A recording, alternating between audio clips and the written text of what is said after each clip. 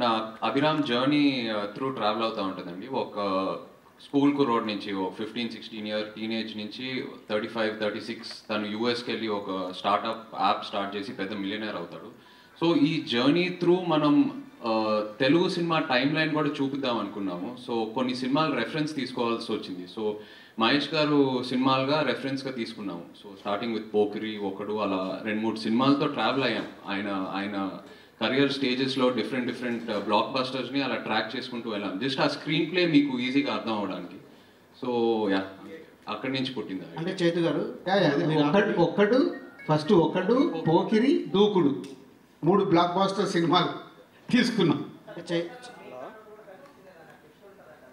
Twist ఉంటుంది, మీరు ఎల్లుండి సినిమా చూసి అర్థం చేసుకోవాలి. మీ ఫ్యామిలీలో 3 తరాలుగా హీరోలు, మీరు మరో హీరోకి ఫ్యాన్గా నటించడం అనేది ఎలా సర్ప్రైజ్? నో ప్రాబ్లం అండి, అది క్యారెక్టర్ డిమాండ్ చేస్తే ఏమైనా చేస్తాను. దట్స్ అలా రూల్స్ ఏం లేవు. నా ఫ్యామిలీని they are my biggest inspiration, అది అందరికీ తెలుసు.